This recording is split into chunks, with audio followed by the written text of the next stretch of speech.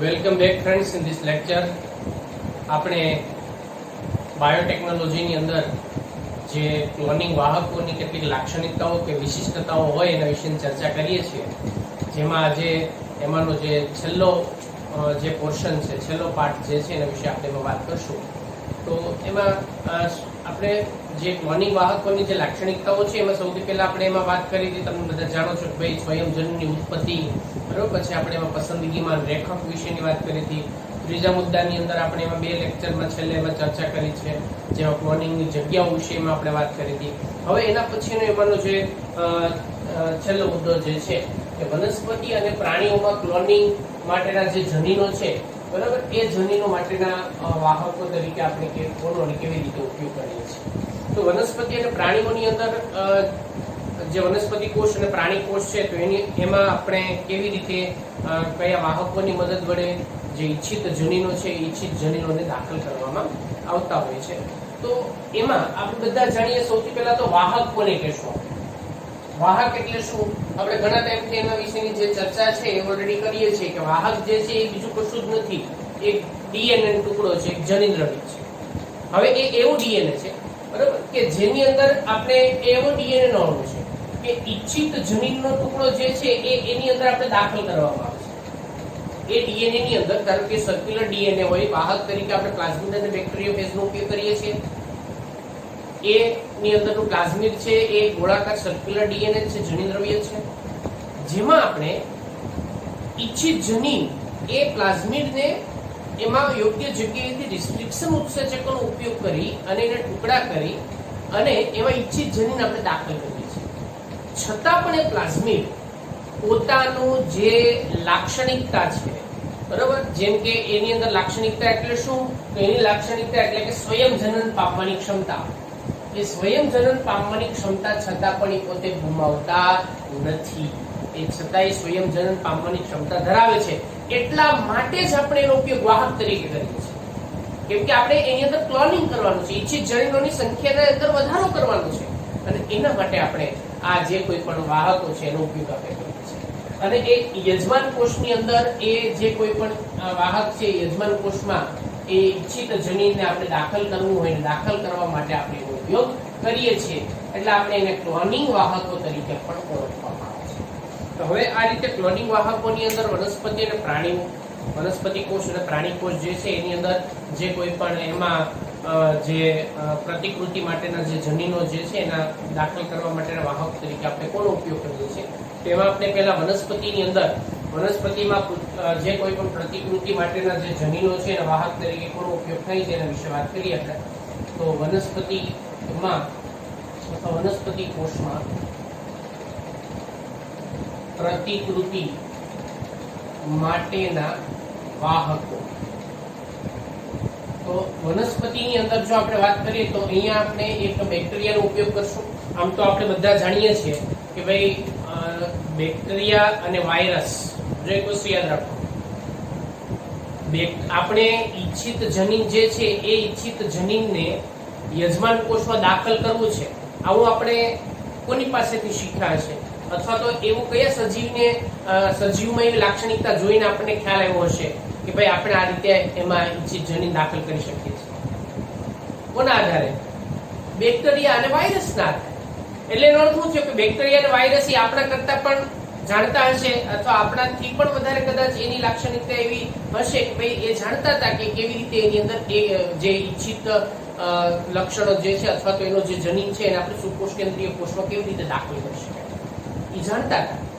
એની પાસેથી તો આપણે શીખ્યા છીએ કે ઈચ્છિત જનીનને આપણે જે યજમાન કોષમાં દાખલ કેવી રીતે કરી શકીએ. તો અહીંયા આપણે એગ્રોબેક્ટેરિયમ ટ્યુબિફેસિયન્સ જે છે એ બેક્ટેરિયાનો અહીંયા આપણે ઉપયોગ કરશું વનસ્પતિ કોષમાં પ્રતિકૃતિ માટેના વાહકો તરીકે. બરાબર, અહીંયા આપણે એક જે બેક્ટેરિયા જે છે જમીનમાં અને ખાસ કરીને માટીમાં રહેલા બેક્ટેરિયા છે, બરાબર, માટીમાં જે રહેલા બેક્ટેરિયા, અને આ બેક્ટેરિયા જે છે એનું નામ છે એગ્રોબેક્ટેરિયમ. એગ્રોબેક્ટેરિયમ ટ્યુબિફેસિયન્સ આ એક બેક્ટેરિયા છે, એગ્રોબેક્ટેરિયમ ટ્યુબિફેસિયન્સ. આ બેક્ટેરિયા જે છે બરાબર એ દંડાણુ પ્રકારના બેક્ટેરિયા છે બરાબર. એક્ટોબેક્ટેરિયમ ટ્યુમિફેસિયન્સ જે હું થોડુંક એમાં એડ કરીએ છીએ આપણે અમુક જે બાબતો જો ઓબ્જેક્ટિવ પ્રશ્નમાં ઘણી વખત પૂછાય તો આ જે છે એ દંડાણુ અને બીજું ખાસ કે એ ગ્રામ નેગેટિવ બેક્ટેરિયા છે. ગ્રામ નેગેટિવ બેક્ટેરિયા નો ઉપયોગ થાય છે બરાબર. આનો ઉપયોગ થાય છે. તો હવે આનો ઉપયોગ શા માટે કરવામાં આવે છે? ભાઈ આમાં એવી શું લાક્ષણિકતા છે બરાબર કે જેથી આપણે આ બેક્ટેરિયા જે છે એક્ટોબેક્ટેરિયમ ટ્યુમિફેસિયન્સ એનો ઉપયોગ કરીએ છીએ.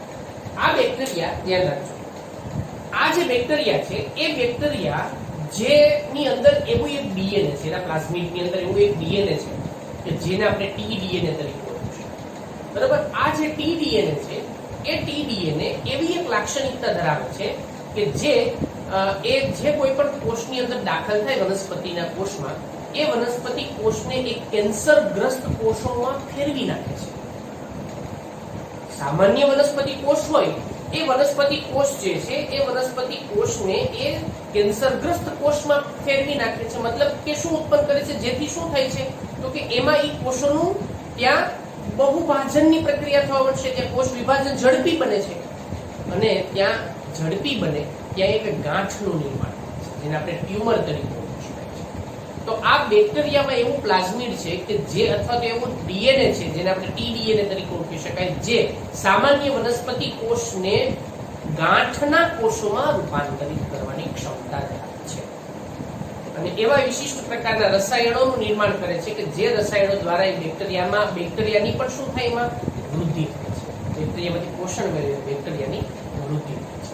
એટલે એની અંદર એક જે ડીએનએ છે એની અંદરનો જે ડીએનએ ખંડ છે એને આપણે ટીડીએનએ તરીકે ઓળખવામાં આવે છે, જે દ્વિદળી વનસ્પતિ છે એ દ્વિદળી વનસ્પતિની અંદર એક ગાંઠનું નિર્માણ કરે છે બરાબર. એટલે તેમાં આ બેક્ટેરિયા જેમાં આવેલું ડીએનએ બરાબર, આવેલું ડીએનએ જેને ટીડીએનએ તરીકે ઓળખવામાં આવે છે. એટલે ડીએનએ નો એક ભાગ છે ટીડીએનએ કહેવાય એને. અને ટી ફોર ટ્યુમિફેસિયન્સ યાદ રાખજો, ટ્યુમિફેસિયન્સ ઉપરથી એને આપણે ટીડીએનએ નામ આપવામાં આવ્યું છે. ટીડીએનએ કહે છે જે યજમાન કોષના ડીએનએ ને ગાંઠ ઉત્પન્ન કરવા માટે, ગાંઠ એટલે આપણે ટ્યુમર તરીકે ઓળખવામાં આવે છે, ટ્યુમર, યજમાન કોષના ડીએનએ ને ગાંઠ ઉત્પન્ન કરવા માટે પ્રેરે છે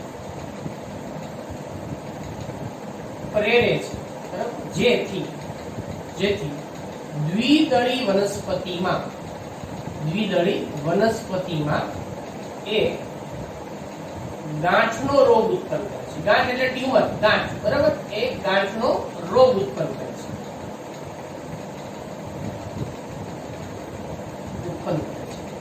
અને આ ગાંઠમાં એવા વિશિષ્ટ પ્રકારના રસાયણો જે છે એ રસાયણોનું પણ એમાં નિર્માણ થાય છે અને જેથી એ બેક્ટેરિયા જે છે એ બેક્ટેરિયા એની અંદર વસવાટ કરી શકે, બેક્ટેરિયા જે છે એનું એમાં બહુભાજનની પ્રક્રિયા થઈ શકે છે. તો હવે આ ટીડીએનએ જે છે એ શેમાં આવેલું છે? તો ટીડીએનએ અથવા તો આ ગાંઠ ઉત્પન્ન કરવા માટે જવાબદાર જે પ્લાઝમિડ છે ને એને આપણે ટીઆઈ પ્લાઝમિડ તરીકે ઓળખવામાં આવે છે, જેને આપણે ટ્યુમર ઇન્ડ્યુસિંગ પ્લાઝમિડ તરીકે ઓળખવામાં આવે છે.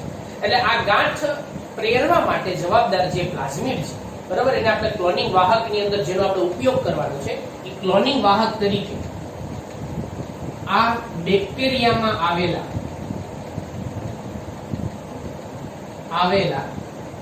ટીઆઈ પ્લાઝમિડ, એને આપણે ટીઆઈ પ્લાઝમિડ તરીકે ઓળખવામાં આવે છે. ટીઆઈ પ્લાઝમિડ, ટીઆઈ નો અર્થ શું થશે? ટ્યુમર ઇન્ડ્યુસિંગ, કે જે ગાંઠ ઉત્પન્ન કરવા માટે જવાબદાર બરાબર. ટીઆઈ એટલે ટ્યુમર ઇન્ડ્યુસિંગ, યાદ રાખજો એ ખાસ, ટ્યુમર ઇન્ડ્યુસિંગ પ્લાઝમિડ. એટલે ટીઆઈ નો અર્થ આવો થાય. એટલે આ જે પ્લાઝમિડ છે એ પ્લાઝમિડ જે બરાબર જે એમાં ગાંઠના નિર્માણ માટે જવાબદાર છે ગાંઠના નિર્માણ માટે એમાં જવાબદાર હોય છે. તેનો ઉપયોગ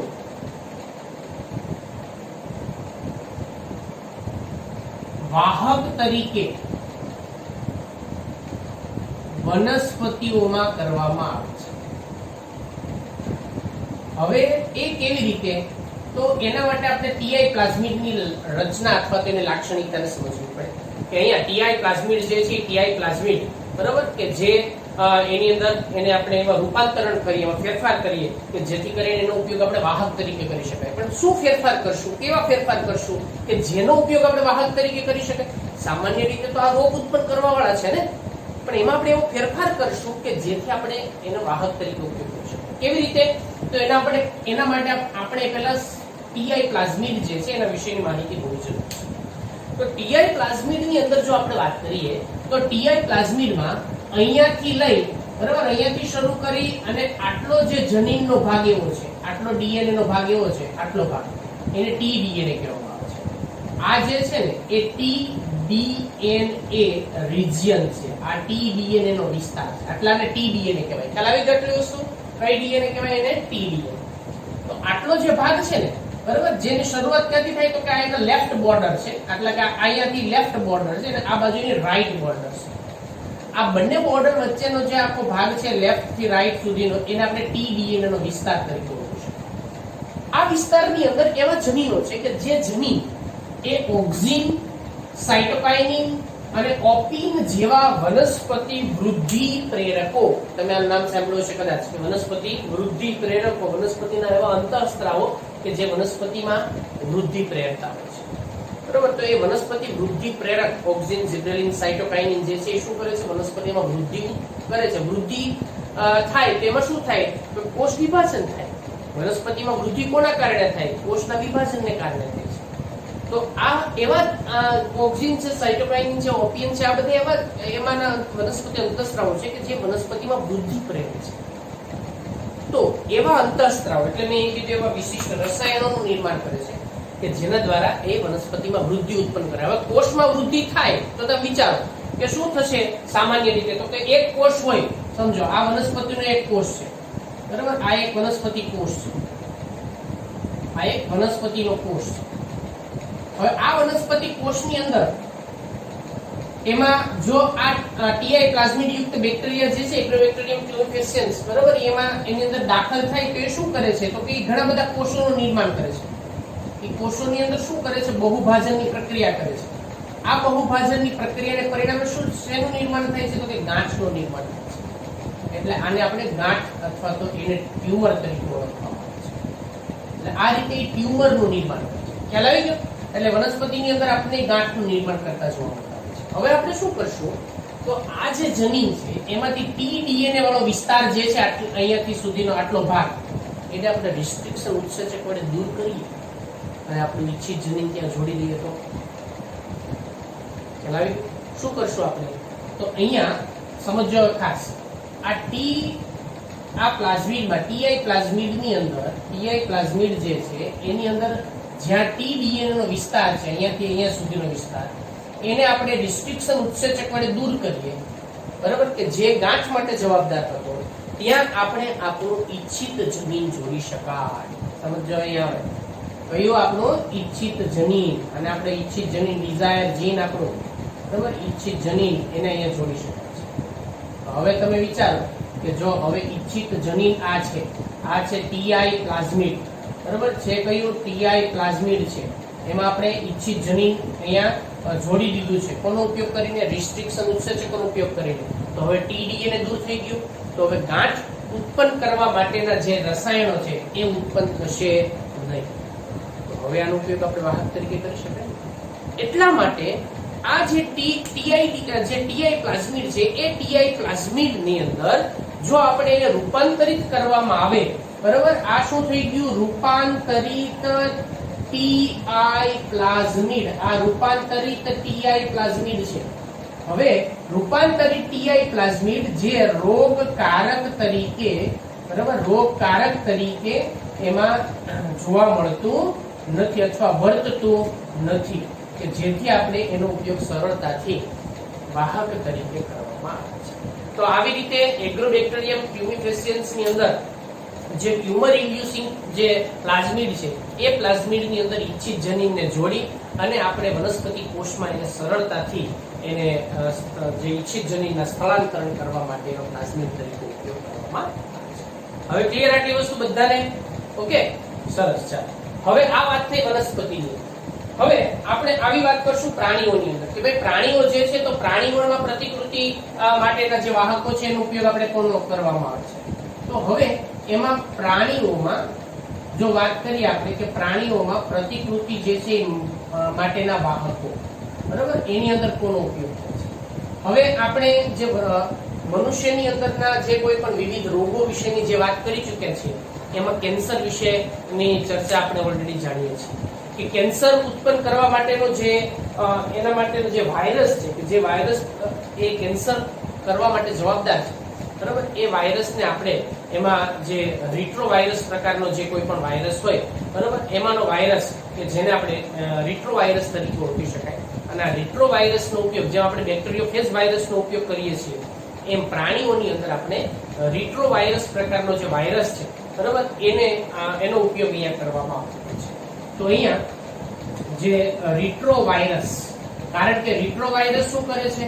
તો રિટ્રોવાયરસ જે આની જેમ જ સેમ ટુ સેમ એ જ વસ્તુ છે કે જે સામાન્ય કોષોને, એટલે સામાન્ય જે કોષો હોય ને જે વિભાજનની ક્ષમતા ગુમાવતા હોય, બરાબર, તેને કેન્સરગ્રસ્ત કોષોમાં, કયા કોષો? કેન્સરગ્રસ્ત કોષોમાં ફેરવે છે અથવા તો કોષોમાં એને એ રૂપાંતરણ કરે છે.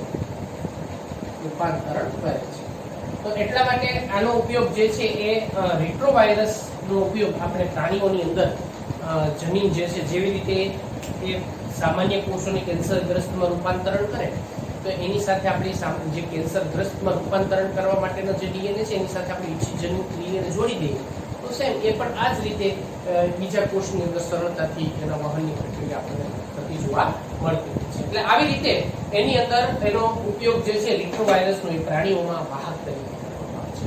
તો ખૂબ અગત્યની વાત અહીંયા આપણે એમાં જે પૂરી કરીએ છીએ કે વનસ્પતિ અને પ્રાણીઓમાં ક્લોનિંગ જનીનો જે છે એના માટેના વાહકો તરીકે કોનો ઉપયોગ કરવામાં આવે છે. તો અહીંયા અમુક જે બાબત જે છે ખાસ એમાં તમારે યાદ રાખવાની છે, બરાબર, અને તો એમાં તમે ઝડપથી એ ટોપિક જે છે એને સરળતાથી સમજી શકો છો. તો અહીંયા સુધી એના લેક્ચરમાં આપણે રાખશું. નેક્સ્ટ લેક્ચરમાં આગળ એમાં આપણે ચર્ચા કરશું. પણ ખાસ જો તમે આ યુટ્યુબ ચેનલને આપણે સબસ્ક્રાઇબ ન કરી હોય તો ત્યાં એક રેડ કલરથી સબસ્ક્રાઇબ એવું લખેલું હશે, ત્યાં તમે એમાં ક્લિક કરજો જેથી બાકીના વિડીયોઝ જે છે એની અપડેટ તમને રેગ્યુલર એમાં મળતી રહેશે. દરેક વિડીયોઝ જે છે એને લાઈક કરજો અને બાકીના જે કોઈ પણ મિત્રો સાથે તમે શેર પણ કરી શકો છો.